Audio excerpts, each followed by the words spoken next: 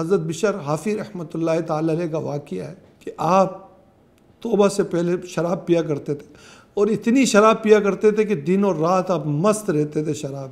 جب توبہ کا وقت قریب آیا تو سلسلہ یہ ہوا کہ کہیں پر بسم اللہ الرحمن الرحیم آپ نے لکھا ہوا دیکھا، آپ نے دیکھا اللہ کا نام لکھا ہوا ہے، آپ نے اسے اٹھایا اور اٹھانے کے بعد اس کے اوپر خوشبو لگائی اور اس کو اچھی طرح صاف کیا اور کسی اونچی جگہ پہ رکھ دیا۔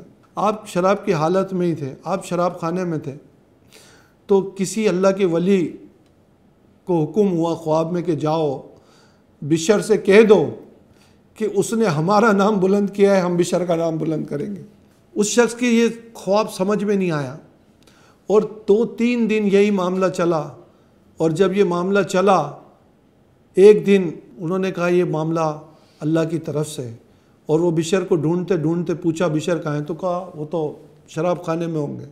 وہ شخص ڈھونڈتا ڈھونڈتا شراب خانے میں پہنچا اور انہیں بلایا، تو وہ شراب کی حالت میں آئے اور کہا کیوں آئے ہو؟ انہوں نے پوچھا اللہ کا پیغام لایا ہوں۔ جب انہوں نے کہا اللہ کا پیغام لائے ہو کہ تو نے اللہ کا نام بلند کیا، اللہ تیرا نام بلند کرے گا۔ آپ نے اسی وقت توبہ کی، ننگے پیر نکل گئے اور ننگے پیر ہی رہے ساری زندگی۔ آپ نے پھر کبھی چپل نہیں پہنی۔ اللہ نے وہ مقام دیا آپ کو، اللہ نے وہ مرتبہ دیا آپ کو توبہ کے بعد کہ جب تک آپ زندہ رہے چوپائے زمین پر گوبر نہیں کرتے تھے، راستوں میں گوبر نہیں کرتے تھے کہ یہاں سے بشر گزرے گا۔ بشر حافی رحمۃ اللہ تعالی علیہ کی نماز جنازہ جس نے پڑھی اللہ تعالیٰ نے انہیں بخش دیا۔ کسی نے خواب میں دیکھا، بشر حافی رحمۃ اللہ تعالی علیہ نے پوچھا یا اللہ جنہوں نے میری نماز جنازہ پڑھی ان کو بخش دیا؟ اللہ نے کہا بخش دیا۔ بشر حافی رحمۃ اللہ تعالی علیہ نے فرمایا بس خالی انہی کو؟